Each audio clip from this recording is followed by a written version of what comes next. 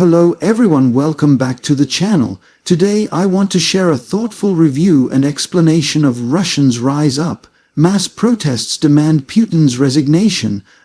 This is not just a story of protests, it's a lens for understanding the deep tensions, risks, hopes, and structural challenges inside modern Russia. So let's dig in. When you first hear the title Russians Rise Up, Mass protests demand Putin's resignation, it evokes something dramatic, sweeping, as if the people have reached a breaking point and are stepping onto the stage of history. That's precisely the framing the piece leans into. It highlights how widespread discontent over politics, over economic hardship, over war has coalesced into direct demands. Putin must go. That clarity of message is a strength. It gives viewers a focal point, the demand for resignation rather than a vague reform or change. It invites immediate engagement. Is this realistic, symbolic, or something in between? The review of the film or documentary, depending on form, begins by establishing the context. For decades, Vladimir Putin has held power in Russia, either as president or prime minister, and over time many Russians have grown frustrated by corruption, lack of political freedoms, inequality, and the concentration of power in the Kremlin. The piece does well to trace how past protests have evolved. In earlier years, the grievances might have been about local issues, pensions, or economic policies, but gradually the complaints have become more explicitly political, often directed personally at Putin. A core part of the narrative is how ordinary citizens, students, workers, mothers, veterans, doctors are portrayed stepping into public squares, streets, and symbolic spaces, believing that something must change. The intimate stories here matter. One woman holding a sign, a father demanding that his son not be sent to war, a group quietly chanting in defiance. These moments humanize the abstract political tension. The documentary or report uses these individual voices to show that this movement is not just driven by elites or opposition parties, but by real people bearing real costs. But it also does not shy away from the risks. In Russia, protests without official permission are dangerous. Protesters risk arrest, violence, or worse. There's a tension between hope and fear that runs through the piece. The narrative often pauses to reflect. Why would people risk this? What gives them the courage, and conversely, what holds others back? At moments, it shows how the state apparatus reacts with police presence, with threats, with legal restrictions. That tension gives the story its emotional weight. One compelling thread is how war and mobilization play into this. The conflict in Ukraine has placed added pressure on the Russian populace through conscription, sanctions, economic hardship, and moral burden. Reports of protests tied to mobilization and families demanding the return of conscripted men are incorporated, showing how war is not just distant foreign policy, but internal pressure cooker. Newsweek: the film highlights that when people feel their lives, their family, and their future are on the line, passivity becomes harder to sustain. Another powerful dimension is the role of information media, social networks, propaganda. The documentary shows how dissent is constrained, narratives are controlled, and voices suppressed.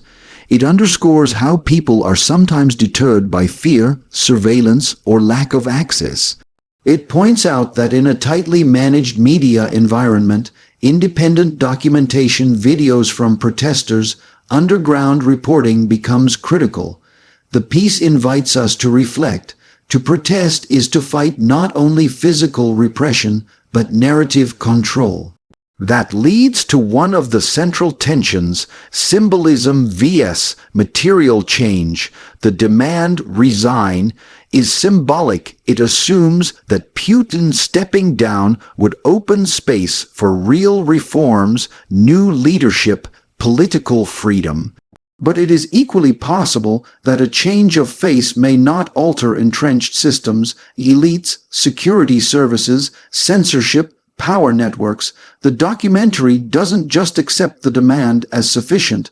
It probes whether resignation is a beginning, not an end. It asks, what comes next? How do you build institutions, civic culture, accountability? It doesn't fully resolve that, but the questioning is necessary. In terms of pacing and structure, the review would praise the piece's balance between the macro-national trends, historical tracing, structural pressures, and the micro-individual stories and powerful imagery.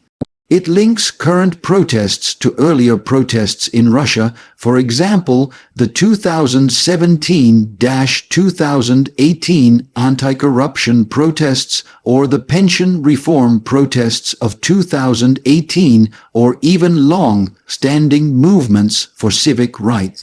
These past episodes remind us that protest is not new in Russia, and that the state's responses have been adaptive. This historical framing gives the uprising more weight. It is part of an arc, not a sudden anomaly. The film's visual and emotional choices matter, too, though I won't run through scene by scene. It uses images of crowds, faces, posters, chants, and sometimes silence to convey desperation, resolve, hope. A poignant silence in a desolate street after a rally, or a close-up of an elderly man standing in defiance, can speak louder than many words. The pacing allows breathing, reflection, and tension build-up. The musical score, if present, underscores the urgency without being manipulative. One of the most effective parts is when the documentary forces viewers to confront contradictions and uncertainties. It doesn't present perfect heroes or pure villains. Some protesters question whether the movement is co-opted, others worry about fracturing, others are cynical. Some sympathizers remain silent out of fear. There's a haunting question: is this uprising big enough, persistent enough, connected enough to overcome the repressive state machinery? The review praises that the film resists overselling the inevitability of success. It treats the movement with realism and empathy. A place where it could be stronger is in exploring alternative scenarios more deeply. What if protests are crushed? What if a moderate transition is engineered? What if protest energy dissipates? The film hints at these futures, but devoting more attention to contingency would strengthen its analytical edge. Also, one might wish for more inside voices from the Kremlin or security services to understand how far fissures might run, but of course access is constrained.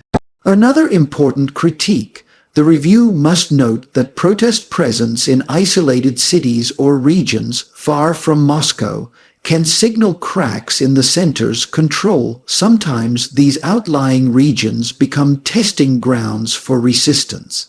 The piece does well to show protests not just in capitals, but in places many Russians live, those whose voices are often marginalized. This helps avoid a Moscow-centric view of dissent and shows that the desire to rise up is broader than elites in big cities. Towards the end, the documentary turns toward what this moment means for Russia and the world. It argues that these protests, regardless of immediate outcomes, matter because they shift what is thinkable. For decades, many Russians assumed open opposition was off-limits. Now, more people might imagine that power is not forever. Even unsuccessful protests leave symbolic legacies. They force the regime to respond or react harshly, which in turn signals to domestic and international observers something about its fragility or rigidity. The review ends with reflection: Russians Rise Up is a compelling and urgent piece, especially at this moment. It succeeds in conveying the stakes, humanizing a movement, and provoking questions about power, legitimacy, and civic courage. It doesn't hand you a neat conclusion, but it gives you a vantage point to watch whether history might turn here. If I were speaking directly to the audience, this is a film to watch not just for politics, but for empathy and insight. It asks us to see beyond headlines. Who are people who risk everything to protest? What makes them believe change is possible? It invites us to reflect on our own contexts, what conditions make dissent possible or impossible, and it challenges us.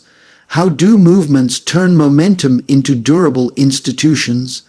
In sum, the script or film Russians Rise Up, Mass Protests Demand Putin's Resignation is a powerful, thought-provoking journey through the current Russian moment. It blends history, personal narrative, political analysis, and moral urgency. It is not comfortable or simple, but it is necessary. It shows that when people decide they have nothing left to lose, they rise. And when they rise, even failure carries lessons and seeds for what may come next. If you like, I can also generate a shorter version or prepare edits for narration timing. Do you want a version that is time-coded or broken into sections?